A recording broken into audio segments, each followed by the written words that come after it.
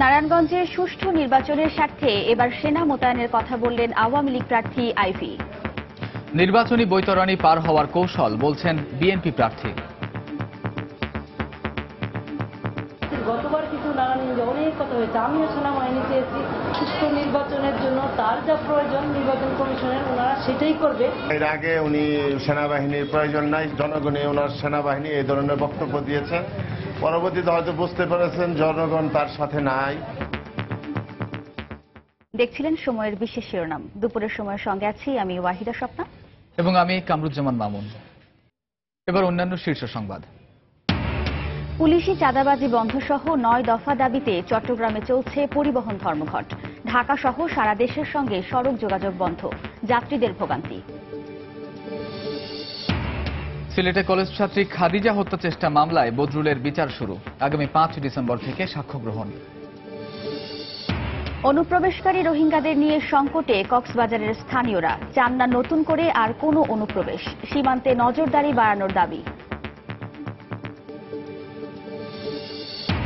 দেশের 3টি বিমানবন্দরে গ্রাউন্ড হ্যান্ডেলিংয়ে আগ্রহ নেই আন্তর্জাতিক কোনো প্রতিষ্ঠানের, অবকাঠামো উন্নয়নের দাবি সিবিএ নেতাদের। আইটার রিপোর্টের অপেক্ষায় মন্ত্রণালয়। এবং কলম্বিয়ায় ব্রাজিলের শ্যাপেকোয়েন্স ক্লাবের ফুটবল খেলোয়াড়বাহী বিমান বিধ্বস্ত, 81 আরোহীর 6 জনকে জীবিত উদ্ধার।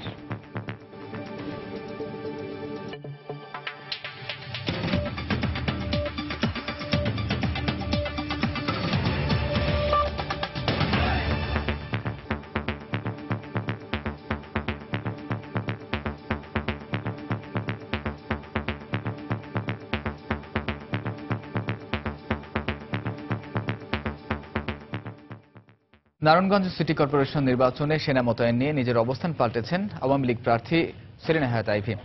সুষ্ঠু নির্বাচনের স্বার্থে প্রয়োজনে সেনা মোতায়েনের কথা বলেছেন তিনি। এদিকে বিষয়টিকে আইভির নির্বাচনী বৈতরণী পার হওয়ার নতুন কৌশল হিসেবে দেখছেন বিএনপির প্রার্থী সাখাওয়াত হোসেন। তবে সুষ্ঠু নির্বাচন হলে উভয় প্রার্থী জয়ের ব্যাপারে আশাবাদী। রাশেদ লিমনের রিপোর্ট। নারায়ণগঞ্জ সিটি কর্পোরেশন নির্বাচনের তফসিলের পর থেকেই বিরোধী দলগুলো দাবি করে আসছিল সেনা মোতায়েনের। সবশেষ যাচাই বাছাইয়ের শেষ দিন রিটার্নিং কর্মকর্তাদের সঙ্গে মেয়র প্রার্থীদের মতবিনিময়ে ঘুরে ফিরে আসে বিষয়টি।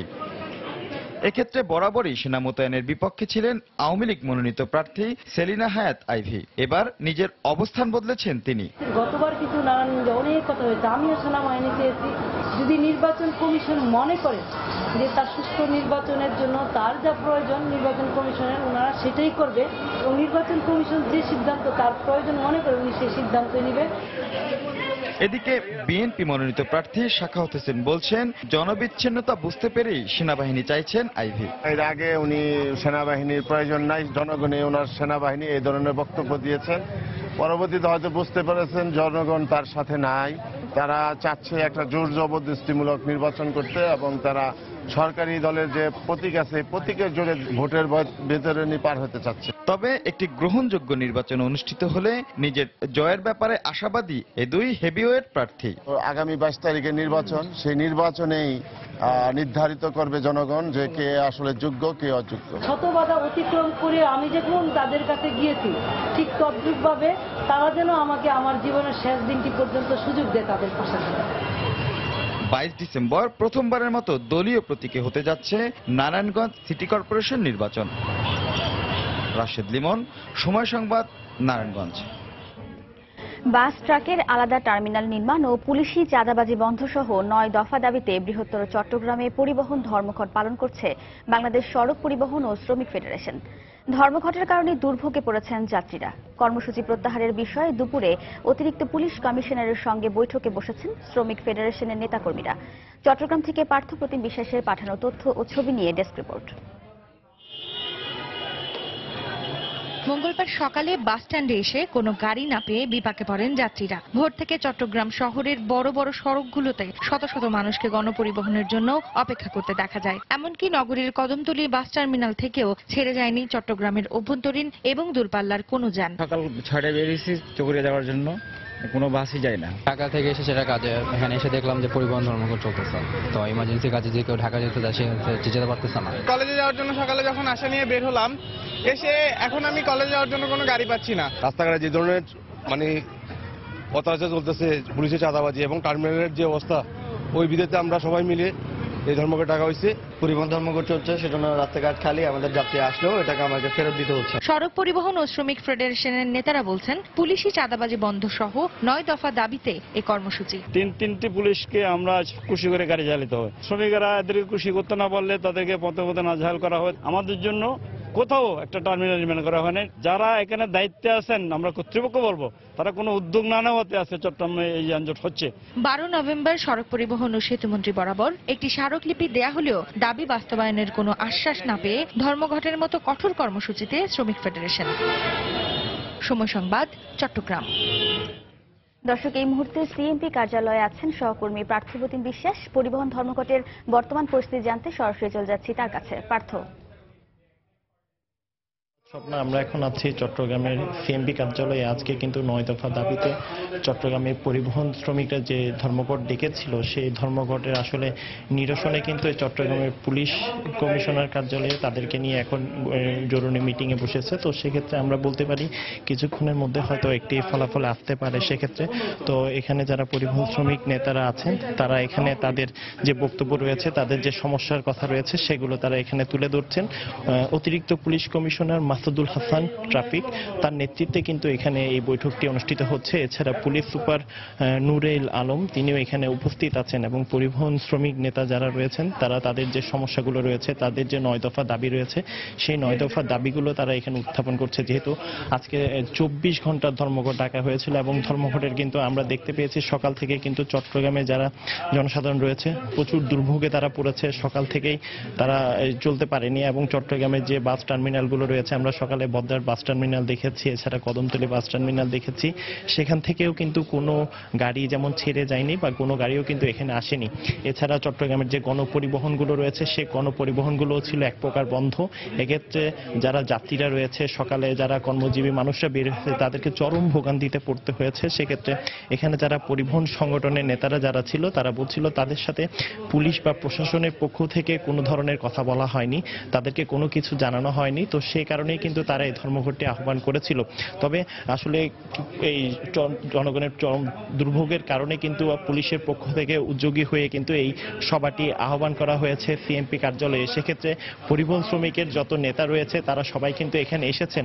এই মুহূর্তে তাদের যে 9 দফা দাবিগুলো রয়েছে, চট্টগ্রামের যে বাস টার্মিনাল নির্মাণ করা, সেক্ষেত্রে বাস টার্মিনালের কথা তারা এখানে তুলে ধরছেন। এছাড়া পুলিশ যেভাবে আসলে পরিবহন শ্রমিকদেরকে হয়রানি করে, সেই বিষয়টিও কিন্তু আমরা দেখেছি। তারা অতিরিক্ত পুলিশ কমিশনার যিনি রয়েছে, তার কাছে উপস্থাপন করছেন তাদের যে বিষয়গুলো রয়েছে, তাদের যে দাবিগুলো রয়েছে, এবং তারা আশা প্রকাশ করছেন যে তাদের যে দাবিগুলো যদি উত্থাপন করা হয়, তাহলে সেক্ষেত্রে তাদের সমস্যার সমাধান হবে। এবং আরেকটি বিষয়, এখানে অতিরিক্ত পুলিশ কমিশনার মাসুদুল হাসান যিনি রয়েছেন, তিনি জানিয়েছেন আগামী 4 তারিখ তারা একটি সভার আয়োজন করবে, যেখানে চট্টগ্রামের মেয়র আজমন নাসিরউদ্দিন থাকবে, এছাড়া পুলিশ কমিশনার ইকবাল বাহার থাকবেন। তারা দুইজনে মিলে কিন্তু এখানে এই সভাটির আয়োজন করবে আগামী 4 তারিখ, এবং সভার পরেই থেকে কিন্তু সিদ্ধান্ত আসবে।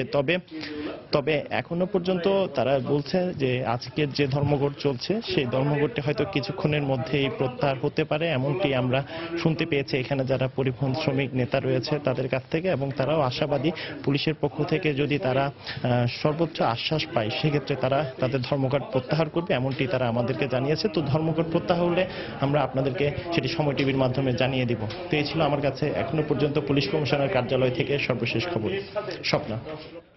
দর্শক, চট্টগ্রামের ধর্মঘটের বিষয়ে শ্রমিকরা পুলিশের সঙ্গে বৈঠকে, শ্রমিক ফেডারেশনের নেতারা পুলিশের সঙ্গে বৈঠকে বসেছেন। এই বিষয়ে সিএমপি কমিশনারের কার্যালয় থেকে আমাদের বিস্তারিত জানাচ্ছেন সহকর্মী পার্থপ্রতিম বিশ্বাস। পানির যথার্থ ব্যবস্থাপনায় বাংলাদেশকে সহযোগিতা দেওয়ার আশ্বাস দিয়েছেন হাঙ্গেরির প্রেসিডেন্ট ইওনস আদের। গতকাল বিকেলে হাঙ্গেরির বুদাপেস্টে প্রধানমন্ত্রী শেখ হাসিনার সঙ্গে অনুষ্ঠিত বৈঠকে আশ্বাস দেন তিনি। শেখ হাসিনাও জলবায়ু পরিবর্তনের কারণে সৃষ্ট প্রভাব মোকাবিলায় বাংলাদেশের পদক্ষেপের কথা তুলে ধরেন। পররাষ্ট্র সচিব শহীদুল হক জানান, বৈঠকে জলবায়ুর প্রভাব মোকাবিলায় পারস্পরিক সহযোগিতার বিষয়ে আলোচনা হয়।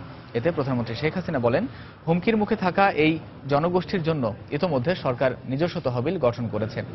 পরে প্রধানমন্ত্রী শেখ হাসিনা প্রকল্পগুলো পরিদর্শনের জন্য ইয়ানোস আদেরকে বাংলাদেশ সফরের আমন্ত্রণ জানান। বৈঠকে অন্যদের মধ্যে বাংলাদেশের পররাষ্ট্রমন্ত্রী এএইচ মাহমুদ আলী, এলজিআরডি মন্ত্রী ইঞ্জিনিয়ার খন্দকার মোশাররফ হোসেন, পানি সম্পদ মন্ত্রী আনিসুল ইসলাম মাহমুদ উপস্থিত ছিলেন। Each day, hundreds of children are dying needlessly from prevention. সিলেটে কলেজ ছাত্রী খাদিজা হত্যা চেষ্টা মামলার একমাত্র আসামি বদরুল আলমের বিরুদ্ধে অভিযোগ গঠন করেছেন আদালত। আগামী 5 ডিসেম্বর সাক্ষ্য গ্রহণের তারিখ নির্ধারণ করা হয়েছে। সকালে চিফ মেট্রোপলিটন ম্যাজিস্ট্রেট সাইফুজ্জামান শুনানি শেষে অভিযোগ গঠন করেন। এর আগে মামলার প্রধান আসামি বদরুলকে আদালতে নেওয়া হয়। গত 8 নভেম্বর খাদিজা হত্যা চেষ্টা মামলার প্রধান আসামি বদরুলকে অভিযুক্ত করে আদালতে চার্জশিট দাখিল করে পুলিশ। পরে 15 নভেম্বর আদালত চার্জশিট গ্রহণ করে বিচারিক কার্যক্রমের জন্য মহানগর দায়রা জজ আদালতে পাঠিয়ে দেন। গত 3রা অক্টোবর সিলেট সরকারি কলেজের শিক্ষার্থী খাদিজা আক্তার নার্গিসকে কুপিয়ে জখম করে বখাটে বদরুল আলম। পরদিন খাদিজার চাচা বাদী হয়ে বদরুলকে আসামি করে শাহপরান থানায় একটি মামলা দায়ের করেন।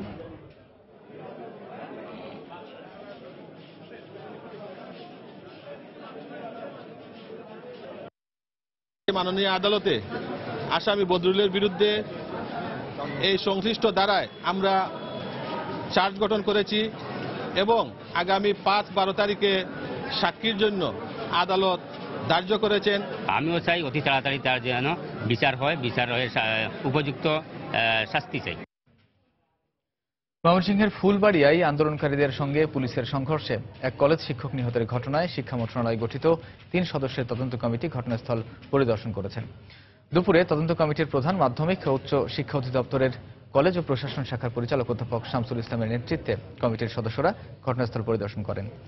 প্রত্যক্ষদর্শী শিক্ষক, কর্মচারী ও স্থানীয়দের সঙ্গে কথা বলেন তারা। পরে উপজেলা নির্বাহী কর্মকর্তার কার্যালয়ে স্থানীয় প্রশাসনের সঙ্গেও কথা বলেন প্রতিনিধি দলের সদস্যরা।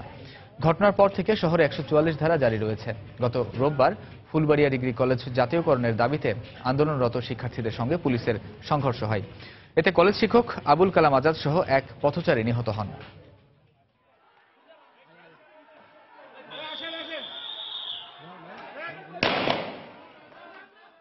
আমরা আরো শিক্ষকদের এবং অন্যদের মতামত আমরা নেব, নিয়ে আমরা বুঝবো যে অ্যাকচুয়ালি বাস্তব অবস্থা কতটুকু কি হয়েছে। সেগুলোর পুঙ্খানুপুঙ্খ মূল্যায়নের মাধ্যমে আমরা সরকারকে এই ব্যাপারে আমরা আমাদের অবস্থানটা পরিষ্কার করব।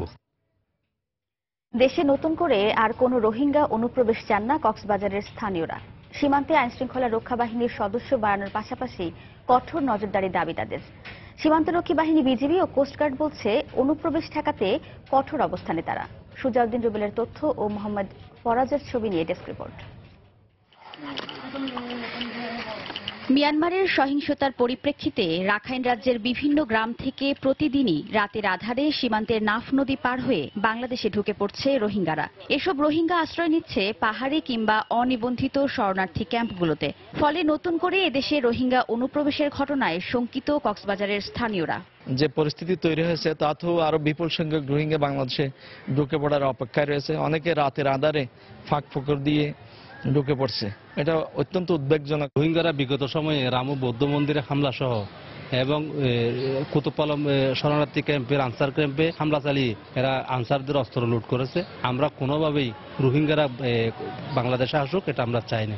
রোহিঙ্গা অনুপ্রবেশের ঘটনা দেশের জন্য হুমকি বলে মনে করছেন রোহিঙ্গা প্রতিরোধ ও প্রত্যাবাসন সংগ্রাম কমিটির সাবেক এ নেতা। অনুপ্রবেশের সাথে সাথে সশস্ত্র গোষ্ঠীও আমাদের এখানে প্রবেশ করবে, যাতে করে আমাদের সার্বভৌমত্ব উপর আঘাত আসতে পারে, সন্ত্রাসী কর্মকর্তা তৎপরতা বৃদ্ধি পেতে পারে, যার জন্য অনুপ্রবেশ ঠেকাতে সরকারকে অবশ্যই দৃঢ় পদক্ষেপ দিতে হবে। তবে সীমান্তরক্ষী বাহিনী বিজিবি ও কোস্টগার্ড বলছে অনুপ্রবেশ ঠেকাতে কঠোর অবস্থানে রয়েছে তারা। নাফ নদীতে আমাদের যে বাংলাদেশের সাইডটাতে সেখানে কোস্টগার্ডের পক্ষ থেকে আমরা টহল জোরদার করেছি যেন কোনো ক্রমে অনুপ্রবেশ অবৈধভাবে অনুপ্রবেশ না হয়। আমরা যে স্ট্যান্ড 2012 সালে ছিল আমাদের বর্তমান 2016 সালেও একই স্ট্যান্ড থাকবে। আমাদের সরকারিভাবে আমাদেরকে সেই রকম নির্দেশনা আছে যে বাংলাদেশে আসলে কোনো অনুপ্রবেশ করতে দেওয়া হবে না। কক্সবাজারের উখিয়ার কুতুপালং ও টেকনাফের নয়াপাড়ায় অবস্থিত দুটি রোহিঙ্গা শরণার্থী ক্যাম্পে নিবন্ধিত রোহিঙ্গা শরণার্থী রয়েছে 32,000। এছাড়াও বিভিন্ন সংস্থার জরিপে বলা হয়ে থাকে এর বাইরে প্রায় 5 লাখ অনিবন্ধিত রোহিঙ্গা শরণার্থী রয়েছে। সময় সংবাদ, কক্সবাজার। দুপুরের সময় আরো থাকছে। কয়েক সপ্তাহ পেরিয়ে গেলেও এখনো সৌদি ভিসা না দেওয়ার কারণ জানে না প্রবাসী কল্যাণ মন্ত্রণালয়। ভোগান্তি ভিসা প্রত্যাশীদের। মন্ত্রণালয়ের গাফিলতিকে দুষছে বাইরা।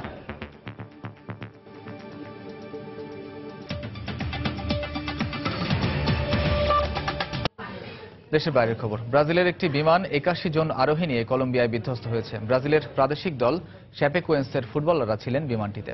আরোহীদের মধ্যে 6 জনকে জীবিত উদ্ধার করে হাসপাতালে চিকিৎসা দেওয়া হচ্ছে। বাকিদের সম্পর্কে এখনও কিছু জানা যায়নি। বুধবার কলম্বিয়ার মেডেলিনে তাদের কোপা সুদামেরিকা ফাইনালে অ্যাটলেটিকো ন্যাশনালের সঙ্গে খেলার কথা ছিল। বলিভিয়া থেকে মেডেলিনস আন্তর্জাতিক বিমানবন্দরে অবতরণের কথা থাকলেও জ্বালানি ফুরিয়ে যাওয়ায় বিমানটি বিধ্বস্ত হয়েছে বলে জানিয়েছে কর্তৃপক্ষ।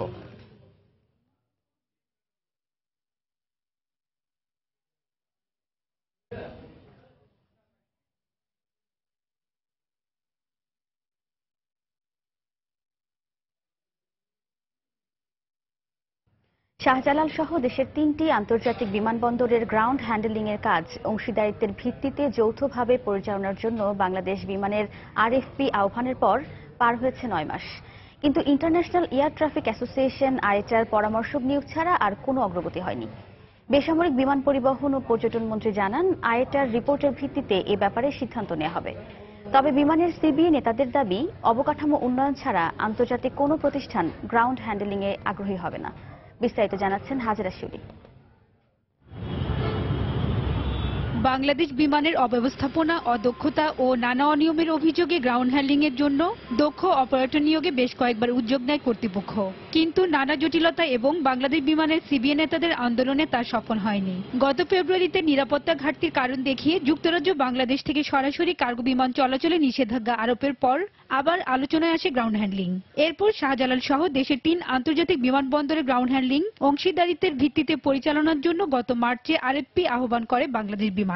এই বিষয়ে আইএটার পরামর্শ কাজ শুরু করেছে জানালেও কবে প্রতিবেদন দিবে তা বলতে পারেনি বিমানমন্ত্রী। বিমান পরবর্তীকালে আমাদের জানিয়েছে বিবেচনা করার মতন যে দক্ষতা বা যোগ্যতা নেই, এই জন্য তারা আইএটা কনসালটেন্ট চেয়েছে, তারা এসছেন এবং তারা তাদের কাজ শুরু করেছে। প্রাইম মিনিস্টার আছেন যত দ্রুত এটা হয় জয়েন্ট ভেঞ্চার, কিন্তু আইএটা কি বলবে, কতখানি বলবে আমরা জানি না।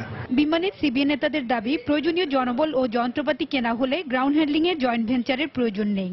আগে বিমানবন্দরের অবকাঠামো উন্নয়ন করতে হবে। আমরা সবসময় বলে আসছি যে আমরা গ্রাউন্ড হ্যান্ডলিং দিতে সক্ষমতা আমাদের আছে, দরকার পর্যাপ্ত জনবল এবং ইকুইপমেন্ট। এয়ারপোর্টের যে অবকাঠামোগত ব্যবস্থাটা, এটা উন্নতি না করলে খুব সম্ভাবনা কম থাকবে যে বিদেশি যারা বিনিয়োগকারী তারা আসবে। তবে এই বিশ্লেষক বলছেন, বিমানবন্দরের সেবার মান উন্নয়নে গ্রাউন্ড হ্যান্ডলিং বেসরকারি খাতে ছেড়ে দেওয়া জরুরি। কার্গোর আপনি হ্যান্ডলিং এ দেখেছেন যে বিভিন্ন ইন্টারন্যাশনাল গ্রুপ থেকে তাদের আপত্তি এসছে এর সেফটির ব্যাপারে, এবং আমাদের ব্যবসায়ীদেরও অনেক দিনের কমপ্লেন যেগুলোতে তাদের ব্যবসার ক্ষতি হচ্ছে। সুতরাং এগুলো আধুনিকায়নের জন্য কম্পিটিশন স্পিরিট আনতে হবে। রাষ্ট্রায়ত্ত সংস্থার মনোপলি দিয়ে কখনোই এগুলো বেশি দূর আগানো যায় না। গ্রাউন্ড হ্যান্ডলিং থেকে বছরে প্রায় 500 কোটি টাকা আয় হয় বাংলাদেশ বিমানের। হাজরা শিউলি, সময় সংবাদ, ঢাকা। কোনো ধরনের নোটিশ ছাড়াই জাতীয় বিশ্ববিদ্যালয়ের 4র্থ বর্ষের ফল দুবার প্রকাশের কারণে দেখা দিয়েছে জটিলতা। প্রথমবার ফল প্রকাশের প্রায় 2 মাস পর হঠাৎ করে পরিবর্তন আনা হয় ফলে। বিশ্ববিদ্যালয় কর্তৃপক্ষ ভুল স্বীকার করে বলছেন, সমন্বিত ফলে আংশিক ভুল থাকার কারণেই পরে তা সংশোধন করে প্রকাশ করা হয়েছে। এদিকে নতুন ফল প্রকাশে যেসব শিক্ষার্থীর মান অবনমন হয়েছে, আগের ফল বহালের দাবি জানিয়েছেন তারা। রিপোর্ট শাফিন জাহিদের। গত 27 সেপ্টেম্বর জাতীয় বিশ্ববিদ্যালয়ের 2014 সালের 4র্থ বর্ষের ফলাফল প্রকাশ করা হয়, যেখানে 318টি কলেজের 1,23,255 জন নিয়মিত পরীক্ষার্থীর মধ্যে উত্তীর্ণ হন 99,570 জন।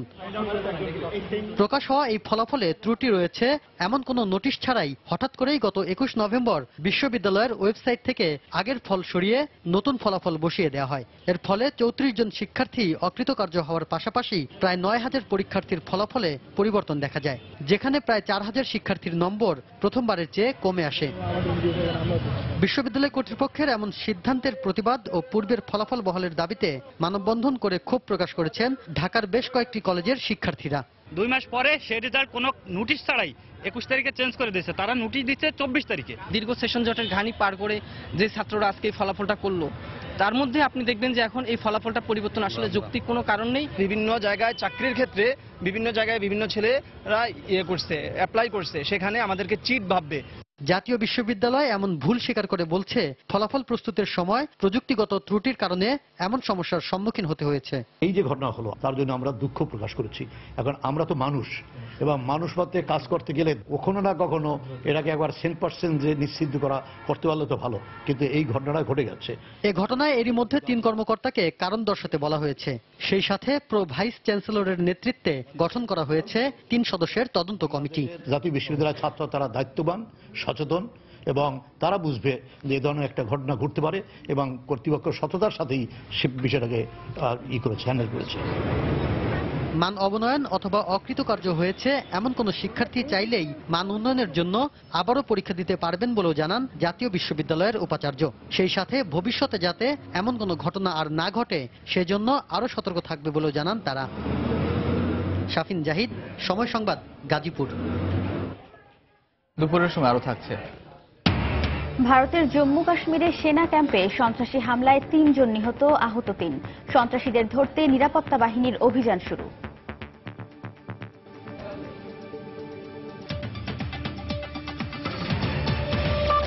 ময়মনসিংহে একটি পিকআপ নিয়ন্ত্রণ হারিয়ে ট্রাকের সঙ্গে ধাক্কা লেগে মা মেয়ে নিহত হয়েছেন। আহত হয়েছেন আরও 2 জন। সকালে সদর উপজেলার শিকারীকান্দা এলাকায় এই দুর্ঘটনা ঘটে। পুলিশ জানায় বাসার আসবাবপত্র নিয়ে ঢাকা থেকে জামালপুর যাওয়ার পথে পিকআপটি নিয়ন্ত্রণ হারিয়ে ফেলে। রাস্তার পাশে দাঁড়িয়ে থাকা একটি ট্রাকের সঙ্গে ধাক্কা লাগলে ঘটনাস্থলেই পিকআপে থাকা মা মেয়ে নিহত হন। গুরুতর আহত অবস্থায় পিকআপের আরও এক যাত্রী এবং চালককে ময়মনসিংহ মেডিকেল কলেজ হাসপাতালে ভর্তি করা হয়। চালক ঘুমিয়ে পড়ার কারণে এই দুর্ঘটনা ঘটেছে বলে প্রাথমিকভাবে ধারণা করছে পুলিশ। এই ঘটনায় পিকআপটি জব্দ করা হয়েছে। এছাড়া ভালুকায় ট্রাক চাপায় এক সিএনজি যাত্রী নিহত ও 4 জন আহত হয়েছেন। ত্রিশালে ঢাকা ময়মনসিংহ মহাসড়কের বাগান এলাকায় ট্রাক বাসের সংঘর্ষে আরও 1 জন নিহত হয়েছেন।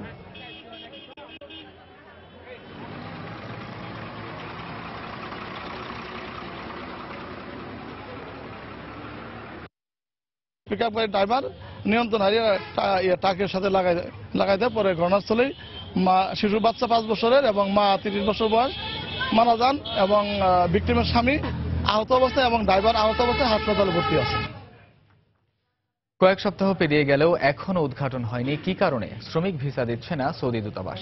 জনশক্তি রপ্তানিকারকদের সংগঠন বায়রার অভিযোগ, চুক্তিতে শ্রমিকের 25% নারী পাঠানোর কথা উল্লেখ না থাকলেও হঠাৎই শর্ত জুড়ে দিয়েছে সৌদি আরব। এদিকে 1 ডিসেম্বর অনুষ্ঠেয় বৈঠকে সমস্যার সমাধান হবে বলে আশা প্রকাশ করেন প্রবাসী কল্যাণ মন্ত্রণালয়ের অতিরিক্ত সচিব হাবিবুল ইসলাম হাবিবের রিপোর্ট। বিগত কয়েক সপ্তাহ যাবৎ সৌদি দূতাবাসের সামনে ভিসা প্রত্যাশীদের দীর্ঘ লাইন হলেও ভিসা না পেয়ে হতাশ হয়ে ফিরে যান বেশিরভাগই। এর কারণ অনেকেই জানেন না। তবে রিক্রুটিং এজেন্সিগুলোকে ভিসা না দেওয়ার অভিযোগ থাকলেও কেউ কেউ জানান শর্ত মেনে আবেদন করলে সীমিত সংখ্যক ভিসা পাওয়া যাচ্ছে, যদিও শর্ত মানার সক্ষমতা নেই বেশিরভাগ এজেন্সিগুলোর। 18 দিন ধরে খালি ঘুরাইতেছে, আজকে বলে যে তোমার ভিসা কালকে দিতেছে আয়ো, বইয়ের মতো ঘুরাইতেছে। 3 সপ্তাহ থেকে বই জমা করতে আমাদের খুব সমস্যা হচ্ছে, কারণ দেখা গেছে অনেক ট্রাভেল সেটে মহিলা লাইসেন্স নেই। এদিকে দীর্ঘ 7 বছর পর সৌদি আরবে বাংলাদেশের শ্রমবাজার উন্মুক্ত হওয়ায় আশার সঞ্চার হলেও হঠাৎ কেন ভিসা নিয়ে জটিলতা সৃষ্টি হচ্ছে তার কারণ এখনো জানে না সংশ্লিষ্ট মন্ত্রণালয়। তবে আগামী 1 ডিসেম্বর দেশটির দূতাবাস কর্মকর্তাদের সঙ্গে এ বিষয়ে বৈঠকে এর কারণ জানতে চাওয়া হবে বলে জানান প্রবাসী কল্যাণ মন্ত্রণালয়ের অতিরিক্ত সচিব। আমাদের উদ্বেগের কথা সৌদি কর্তৃপক্ষকে জানাবার একটা ব্যবস্থা নিয়েছি আমরা। নন ডোমেস্টিক কাজের ক্ষেত্রে এরকম কোন রকমের আপনার কোটার কথা কোথাও উল্লেখ করা নেই। তো এটা কেন আসছে, কিভাবে আসছে, এই জিনিসগুলো আমাদেরকে ক্লিয়ার করতে হবে, বুঝতে হবে। এটা খুবই তাড়াতাড়ি 1 তারিখে বোধহয় এরকম একটা ডেট সেট হয়েছে, 1 তারিখে আমরা আলোচনা করব। বিষয়টি নিয়ে জনশক্তি রপ্তানিকারকদের সংগঠন বায়রার অভিযোগ, বাংলাদেশের সঙ্গে চুক্তিতে যেসব কথা উল্লেখ নেই আচমকা সেসব শর্ত জুড়ে দিচ্ছে সৌদি দূতাবাস। বিষয়টি নিয়ে মন্ত্রণালয়ের ঢিলেমি রয়েছে বলেও মনে করেন তারা। প্রবাসী কল্যাণ মন্ত্রণালয় সরাসরি ওনাদেরকে অ্যাপয়েন্টমেন্ট না চেয়ে একটা চিঠি দিলেও পারতো, তোমরা এই কাজটা করো না, তোমরা ওনাদেরকে ভিসা দিয়ে দাও। প্রথম দিকে তারা বলেছে যে মেয়ের লাইসেন্স না থাকলে হবে না, এরপরে আমাদের এনলিস্টমেন্ট নিয়ে প্রবলেম হচ্ছিল, এরপরে আমাদের লাইসেন্স রিনিউ নিয়ে প্রবলেম হচ্ছিল যে রিনিউ না থাকা পর্যন্ত 6 মাস আগে রিনিউ না থাকলে দিবে না, এখন 25% মেয়ে নিয়ে প্রবলেম হচ্ছে। তবে অচিরেই এসব সমস্যার সমাধান হবে এবং 2017 সালে সারা বিশ্বে অন্তত 10 লক্ষ শ্রমিক পাঠাতে পারবে বলে আশা প্রকাশ করা হয় প্রবাসী কল্যাণ মন্ত্রণালয়ের পক্ষ থেকে। হাবিবুল ইসলাম হাবিব, সময় সংবাদ, ঢাকা। সাক্ষী উপস্থিত না হওয়ায় দীর্ঘ 11 বছরেও শেষ হয়নি চট্টগ্রামে আদালত ভবনে পুলিশের ওপর আত্মঘাতী বোমা হামলার বিচার। 9 বছরের সাক্ষ্য দিয়েছেন মাত্র 28 জন। 2 বছর ধরে সাক্ষ্য গ্রহণও বন্ধ রয়েছে। এই অবস্থায় চাঞ্চল্যকর এই মামলার ভবিষ্যৎ নিয়ে অনিশ্চয়তা দেখা দিয়েছে। আর তীব্র শারীরিক যন্ত্রণা নিয়ে এই ঘটনার বিচারের আশায় দিন কাটছে জঙ্গি হামলায় আহত পুলিশ সদস্যদের। বিস্তারিত থাকছে কমলদের রিপোর্টে। 2005 সালের 29 নভেম্বর সকালে চট্টগ্রাম আদালত ভবনে জেএমবির আত্মঘাতী বোমা হামলায় নিহত হন এক পুলিশ সহ 2 জন। বহুল আলোচিত এই হামলার ঘটনায় আহতদের অধিকাংশ ছিলেন পুলিশ। মামলাও করা হয় পুলিশের পক্ষ থেকে। এই ঘটনায় স্প্লিন্টারের যন্ত্রণায় কাতর পুলিশ সদস্যরা এখনো দিন গুনছেন বিচারের আশায়। দীর্ঘ 11টি বছর যে আমরা যন্ত্রণা বয়ে বেড়াচ্ছি, তা আমাদের একটা চাওয়া ছিল, সেটা হলো যে 2 চোখে যদি বেঁচে থাকার পরে যদি দেখে যেতে পারতাম যে বিচারটা কি হলো। আমার একটাই আশা যে এর বিচার, সুষ্ঠু বিচার যদি এখনো দেখে যেতে পারতাম, এটাই মনে সান্ত্বনা নিয়ে। কিন্তু রহস্যজনক কারণে গত 2 বছরে এই মামলায় একজন সাক্ষীরও সাক্ষ্য গ্রহণ হয়নি। 2007 সালের 6 নভেম্বর থেকে শুরু করে 2014 সালের 30 সেপ্টেম্বর পর্যন্ত 8 বছরে 77 জনের মধ্যে মাত্র 28 জন সাক্ষী আদালতে সাক্ষ্য দিয়েছেন। সাক্ষীর প্রতি বারবার প্রসেস দেওয়া হচ্ছে, আদালত থেকে যথানিয়মে সাক্ষীদের প্রতি ওয়ারেন্ট দেওয়া হচ্ছে। যারা সাক্ষী আনবেন তারা সাক্ষী আনতে ব্যর্থ হচ্ছেন বলেই আদালতের সাক্ষী আসছেন না। সাক্ষী আনতে না পারার ব্যাপারে পুলিশকে দায়ী করা হলো। আদালতে পুলিশের প্রসিকিউশন শাখার এই শীর্ষ কর্মকর্তা দিলেন কিছুটা ভিন্ন তথ্য। এই মামলাটি আগে অতিরিক্ত মহানগর দায়রা জজ প্রথম আদালতে এটা বিচারাধীন ছিল। ম্যাডাম দীর্ঘদিন হয়তো ছুটির থাকার কারণে কিছু কিছু সাক্ষী আসলেও ওই সাক্ষী গ্রহণ হয় নাই। আর থেকে কোর্ট থেকে নিয়মিত হয়তো সমন ওয়ারেন্ট হতো সাক্ষীদের প্রতি ইস্যু হয় নাই। বুধবার এই মামলার পরবর্তী সাক্ষ্য গ্রহণের তারিখ নির্ধারণ রয়েছে। ইতিমধ্যে 3 সাক্ষীর বিরুদ্ধে জামিন অযোগ্য সমন ইস্যু করেছেন আদালত। আর মামলার 2 আসামির মধ্যে জাবেদ ইকবাল ওরফে মোহাম্মদ কারাগারে থাকলেও অপর আসামি বোমা মিজান 2 বছর আগে ময়মনসিংহে পুলিশ হেফাজত থেকে পালিয়ে যায়। কমল দে, সময় সংবাদ, চট্টগ্রাম। দেখছেন দুপুরের সময়। টেল সুপ্রিম চেয়ারের পারফেক্ট শেপ আর ডিজাইন আপনাকে দেয় 100% কমফোর্ট। টেল সুপ্রিম চেয়ার। জমি দখলকে কেন্দ্র করে 2 গ্রুপের সংঘর্ষে গত 2 দিন ধরে নিখোঁজ জুয়েল চন্দ্র দাস নামে এক ঠিকাদার। পরিবারের অভিযোগ, গত রোববার সাভারের বড়দেশী এলাকায় নিজ কর্মস্থলে যান জুয়েল। এরপর তার আর খোঁজ পাওয়া যাচ্ছে না। প্রত্যক্ষদর্শীরা জানান 2 গ্রুপের সংঘর্ষের মধ্যে একজনকে গুলিবিদ্ধ অবস্থায় নদীতে পড়ে যেতে দেখেছেন তারা। তবে জুয়েল কিনা তা নিশ্চিত নয়। এদিকে নিখোঁজের ঘটনা প্রশাসনকে জানানোর পরও কোনো ধরনের সহযোগিতা না পাওয়ার অভিযোগ পরিবারের। জুনায়েদ আল হাবিবের রিপোর্ট। রাজধানীর মোহাম্মদপুর এলাকার ঢাকা উদ্যান হয়ে বুড়িগঙ্গা নদী পার হলেই সাভারের বড়দেশী এলাকা। কয়েক বছর আগে প্রায় 1700 একর জমি নিয়ে এখানে তৈরি করা হয় সিলিকন সিটি নামে একটি আবাসন প্রকল্প। কিছুদিন আগে এর পাশেই স্থানীয় কিছু প্রভাবশালী তৈরি করেন ওয়েস্ট লেক নামে আরেকটি আবাসন প্রকল্প। এরপরই জমি দখল নিয়ে দুপক্ষের শুরু হয় বিরোধ। নিখোঁজ জুয়েল গত কয়েক বছর ধরেই সিলিকন সিটিতে ইট সরবরাহ করে আসছিলেন। প্রতিদিনের মতো কাজের প্রয়োজনে গত রোববারও এখানে আসেন তিনি। এখন আর খুঁজে পাওয়া যাচ্ছে না তাকে। প্রশাসনের পক্ষ থেকেও পরিবার পাচ্ছে না কোনো সহযোগিতা। তারপর যখন সে প্রাণ বাঁচানোর লাভ দিছে, তখন ওই আরেক পক্ষের লোকের আইসা তাকে উপর্যুপরি ইট পাটকেল ছুটছে, গুলিও করা হয়েছে। তা সে নাকি আর উঠতে পারে না। থানায় গেছিলাম, যাওয়ার পরে থানায় নেই কেস নেই। থানায় বলছি, তারপরে ঠিক আছে নাম্বার রাখলো, আমরা দেখুননি। প্রত্যক্ষদর্শী ও সিলিকন সিটি কর্তৃপক্ষ জানায় রোববার হঠাৎ করেই তাদের উপর অতর্কিত হামলা করে প্রতিপক্ষের লোকজন। এতে কয়েকজন গুলিবিদ্ধ হয়। একজনকে নদীতে পড়ে যেতে দেখলেও তিনি জুয়েল কিনা তাকেও বলতে পারে না। 2 পক্ষে মারামারি। মারামারিতে এখন ওই নদীতে একটা লোক ঝাঁপ দিছে আর কি, যে ওই লোকটা ডুবলো, ভাসলো না, খালি ওইটাই আমরা খেয়াল করছি। 1 থেকে 200 লোক হবে, 20টা ট্রলারে করে এসে উল্টা পাল্টা গুলি।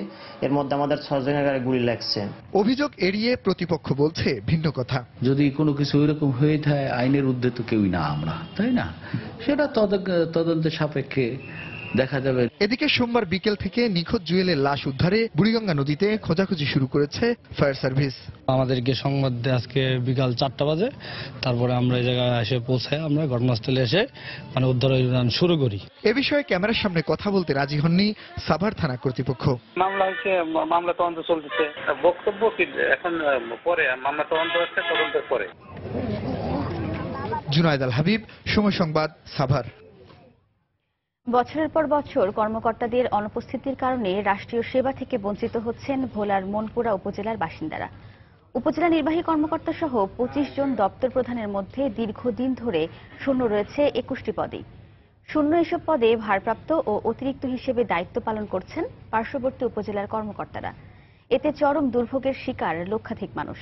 নাসিরউদ্দিন লিটনের তথ্য ও উৎপল দেবনাথের ছবি নিয়ে ডেস্ক রিপোর্ট।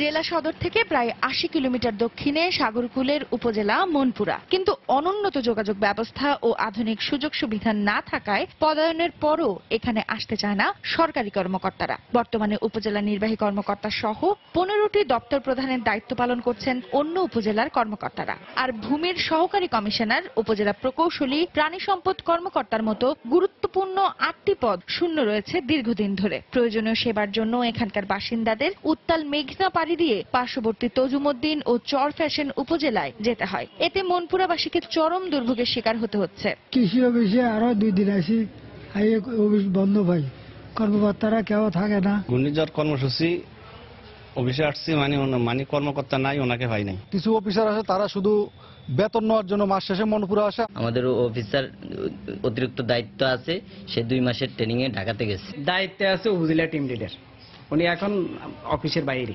কর্মকর্তা সংকটের কারণে উপজেলা পরিচালনায় সমস্যায় পড়তে হচ্ছে বলে জানালেন এই জনপ্রতিনিধি। আমার দাবি হলো যে স্বরাষ্ট্র মন্ত্রণালয়ের কাছে যেন আইসোলেটেড এলাকা মনপুরা উপজেলা পরিষদ চালানোর জন্য, এটাকে কার্যকর করার জন্য যেন দপ্তরের কর্মকর্তারা সবসময় থাকেন। আর ভারপ্রাপ্ত উপজেলা নির্বাহী কর্মকর্তা সমস্যার কথা স্বীকার করে মনপুরার জন্য বিশেষ ভাতার দাবি জানান। পাহাড়ি এলাকায় যারা চাকরি করে তাদেরকে একটা বিশেষ ভাতা দেওয়া হয়, তো মনপুরার জন্য বা আমি বলবো ভোলার জন্য এরকম যদি কোনো কিছু করা যায়, যারা মনপুরায় পোস্টিং পাবে তাদের জন্য একটা বিশেষ ভাতা থাকবে, দুর্গম এলাকা ভাতা বা এই টাইপের যে কোনো নাম দিয়ে ভাতা দিতে পারে। অবশ্য জেলার শীর্ষ কর্মকর্তা জানালেন, নাগরিক সেবা নিশ্চিত করতে প্রয়োজনীয় কর্মকর্তা নিয়োগের জন্য ঊর্ধ্বতন কর্তৃপক্ষকে অনুরোধ করা হয়েছে। ইতিমধ্যে বিভাগীয় কমিশনারকে বলেছি এবং মন্ত্রণালয়ে বলেছি যে ওখানে অফিসার দেওয়ার জন্য আমরা কন্টিনিউয়াসলি বলে যাচ্ছি, এবং তারাও বলছে যে শিগগির এখানে লোক প্রদান করবে। 1984 সাল থেকে বিচ্ছিন্ন এই জনপদের বাসিন্দাদের রাষ্ট্রীয় সুযোগ সুবিধা নিশ্চিত করতে উপজেলার প্রশাসনিক কার্যক্রম শুরু হয়। সময় সংবাদ, ভোলা। লৌহজাত পণ্যের কাঁচামাল বিপি শিট সেকেন্ডারি কোয়ালিটি স্টিলের ওপর বর্ধিত ট্যারিফ মূল্য প্রত্যাহারের দাবি জানিয়েছেন Bangladesh iron and steel importer association. দুপুরে রাজধানীর জাতীয় প্রেস ক্লাবে আয়োজিত সংবাদ সম্মেলনে এ দাবি জানানো হয়। এ সময় তারা আমদানিকৃত ক্ষুদ্র, কুটির ও মাঝারি শিল্পের কাঁচামাল আমদানি পর্যায়ে সব ধরনের বন্ড সুবিধা বাতিলের দাবি জানিয়ে বলেন, শুধুমাত্র বন্ড সুবিধা বন্ধ করা গেলে দেশে নিজস্ব অর্থায়নে বড় বড় প্রকল্প বাস্তবায়ন করা সম্ভব হবে।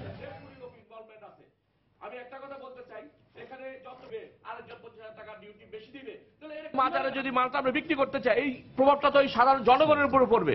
1,20,00,000 লোক এটাতে সরাসরি ইনভলভমেন্ট আছে। আপনারা কি চান 2-4 জন ব্যক্তির কারণে এই 1,20,00,000 লোক মানে ক্ষতিগ্রস্ত হোক? এটা কোন সরকার, কোন দেশ যখন একটা সিদ্ধান্ত নেয়, অবশ্যই দেশের জনগণের কথা চিন্তা করবে, অবশ্যই দেশের অর্থনৈতিক উন্নয়নের কথা চিন্তা করবে। বিদেশি সংস্কৃতির প্রভাবে দেশের টেলিভিশন শিল্প হুমকির সম্মুখীন অভিযোগ করে সংকট নিরসনে 5 দফা দাবি জানিয়েছে federation of television professionals organisation FTPO। সকালে জাতীয় প্রেস ক্লাবের সংবাদ সম্মেলনে এই দাবি জানান সংগঠনটির আহ্বায়ক ও শিল্পী মামুনুর রশিদ। এছাড়া ডাউনলিংক ফিডের মাধ্যমে বিদেশি চ্যানেলে দেশীয় বিজ্ঞাপন প্রচার বন্ধের দাবি জানানো হয় সংগঠনের পক্ষ থেকে। এ সময় আগামী 30 নভেম্বর সকালে কেন্দ্রীয় শহীদ মিনারে সমাবেশ ও দিনব্যাপী কর্মসূচির ঘোষণা দেয় FTPO।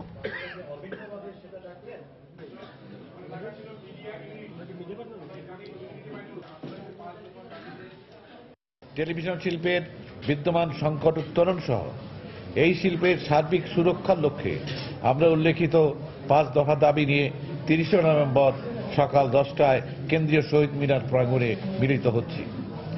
দিনব্যাপী আয়োজনে আলোচনার পাশাপাশি থাকবে কিছু সাংস্কৃতিক কর্মকাণ্ড। আমাদের টেলিভিশন শিল্পের সংশ্লিষ্ট সাংগঠনিক শক্তির সমন্বিত পরিষদ ফেডারেশন অব টেলিভিশন প্রফেশনালস অর্গানাইজেশনের আহ্বানে সাড়া দিয়ে সংশ্লিষ্ট সকলে সমবেত হন আর আওয়াজ তুলুন, শিল্পে বাঁচি, শিল্প বাঁচাই। বাণিজ্যিকভাবে টার্কি মুরগি পালন করে সফলতা পেয়েছেন নরসিংদীর খামারিরা। অল্প পুঁজি ও পরিশ্রম কম লাগায় খামারিদের কাছে দিন দিন জনপ্রিয় হয়ে উঠছে টার্কি মুরগি পালন। বিশ্বের বিভিন্ন দেশে টার্কি মুরগির চাহিদা থাকায় প্রয়োজনীয় পদক্ষেপ নিলে রফতানি করাও সম্ভব বলে মনে করেন সংশ্লিষ্টরা। আশিকুর রহমান পিয়ালের তথ্য ও কাউসার আহমেদের ছবি নিয়ে ডেস্ক রিপোর্ট। ব্রয়লার ও লেয়ার মুরগির পাশাপাশি নরসিংদীতে ছোট বড় খামারে পালন করা হচ্ছে টার্কি মুরগি। কম পুঁজি বিনিয়োগে অল্প জায়গায় টার্কি মুরগি পালন করে সফলতার মুখ দেখছেন এখানকার খামারিরা। কয়েক বছর আগে ব্যক্তি উদ্যোগে অল্প কয়েকজন টার্কি মুরগি পালন শুরু করলেও লাভজনক দেখে অনেকেই এখন বাণিজ্যিকভাবে গড়ে তুলছেন টার্কি মুরগির খামার। বিদেশি প্রজাতির এই মুরগির এক একটির ওজন 10 থেকে 12 কেজি। এক মাসে একটা মুরগির বাচ্চা থেকে আমরা 1200-1300 টাকা ইনকাম করতে পারতেছি। এটা আসলে অনেক ব্যাপার, আর এটা অনেক লাভজনক। ভালো সাফল্য পাইছি, পাওয়ার পরে আমি আস্তে আস্তে এটা বাড়ায়া এখন প্রায় 300-400 মুরগি আছে। খামারিরা জানান শুধুমাত্র একটি টার্কি মুরগির দেয়া ডিম থেকে বাচ্চা ফুটিয়ে বছরে কমপক্ষে 40,000 টাকা আয় করা সম্ভব। এছাড়া রোগ বালাই কম হওয়া, বাজারে মুরগির ব্যাপক চাহিদা ও ন্যায্য দাম পাওয়ায় অনেকেই আগ্রহী হচ্ছেন এই মুরগি পালনে। খামারিদের মতে প্রয়োজনীয় পৃষ্ঠপোষকতা পেলে টার্কি মুরগির খামার গড়ে কর্মসংস্থানের সুযোগ সৃষ্টি করা সম্ভব। এই ধরনের খামার দিয়ে বেকার যুবক বলতে কি মনে করেন যে অনেকটা বেকারত্ব দূর হইব।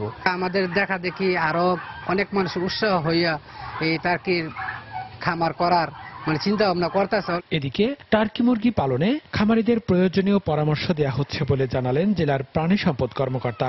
আমরা প্রাণী সম্পদ বিভাগের পক্ষ থেকে বিভিন্নভাবে সাহায্য সহযোগিতা করে যাচ্ছি, যাতে রোগ না হয়, এই খাদ্য যেন বিকশিত হয়। তার জন্য আমরা ভবিষ্যতে আরো কিছু উদ্যোগ গ্রহণ করব। জেলায় ছোট বড় মিলিয়ে 250টি টার্কি মুরগির খামার রয়েছে, আর প্রতি কেজি টার্কি মুরগির মাংস বিক্রি হচ্ছে 600 টাকায়। সময় সংবাদ, নরসিংদী।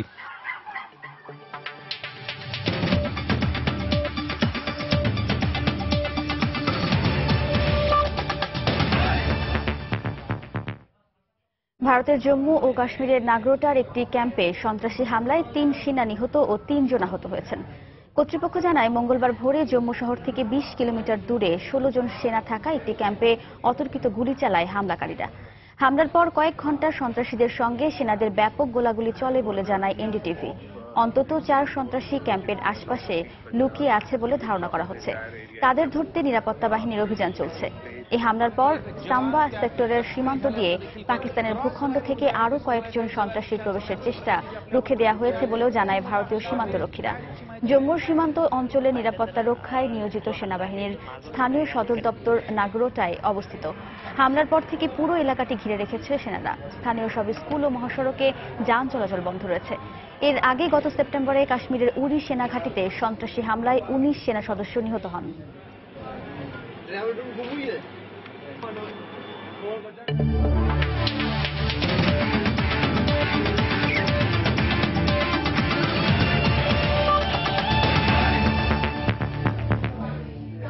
বিপিএল এর খবর। মিরপুরে দিনের প্রথম ম্যাচে আসরের বর্তমান চ্যাম্পিয়ন কুমিল্লা ভিক্টোরিয়ান্সের বিপক্ষে টস জিতে ব্যাট করছে বরিশাল বুলস। শেষ খবর পাওয়া পর্যন্ত তাদের সংগ্রহ 7 উইকেটে 117 রান। মিরপুর শেরেবাংলা স্টেডিয়ামে টস জিতে ব্যাট করতে নেমে খুব একটা সুবিধা করতে পারেনি বরিশাল। দলীয় 8 রানে হারাতে হয় ওপেনার মনোয়ারার উইকেট। এরপর আউট হন আরেক ওপেনার ডেভিড মালান। পরে দারুণ ব্যাট করতে থাকেন জীবন মেন্ডিস, কিন্তু বেশি দূর এগোতে পারেননি তিনি। ব্যক্তিগত 28 রানে থামতে হয় মনোয়ারাকে। এদিন ব্যর্থ হয়েছেন শাহরিয়ার নাফিসও। তবে বরিশালের সংগ্রহ সমৃদ্ধ করতে দারুণ ব্যাট করছিলেন ফর্মে থাকা অধিনায়ক মুশফিকুর রহিম, কিন্তু মুশফিক 29 রানের আউট হবার পর বাকিরাও টেকেননি বেশিক্ষণ। তাই মাঝারি মানের সংগ্রহের পথে বরিশাল।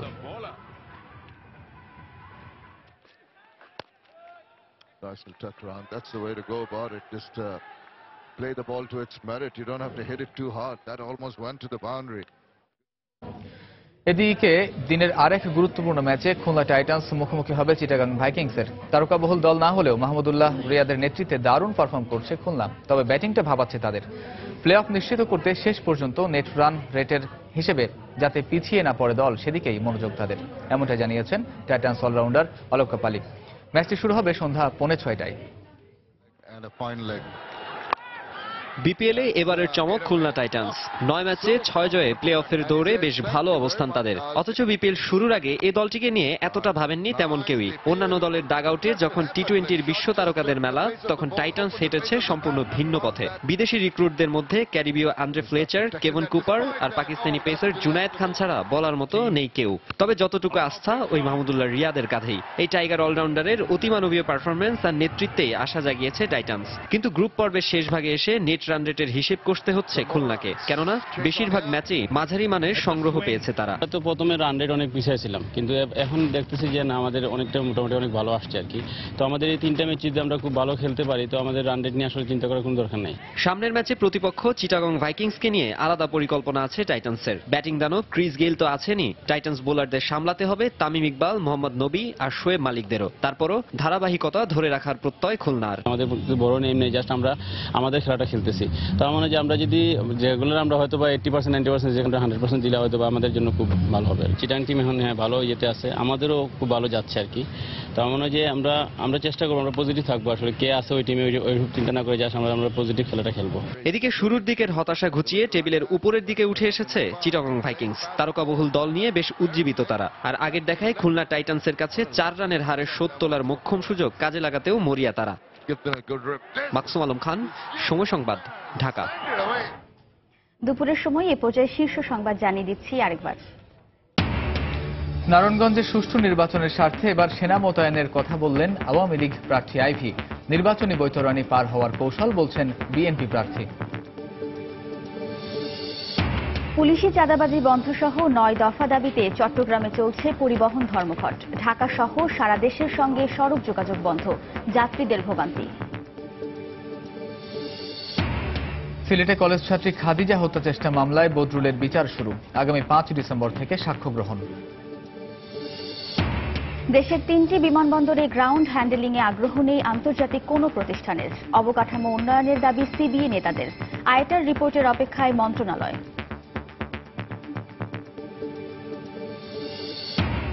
এবং কলম্বিয়ায় ব্রাজিলের শেপেকোয়েন্স ক্লাবের ফুটবল খেলোয়াড়বাহী বিমান বিধ্বস্ত।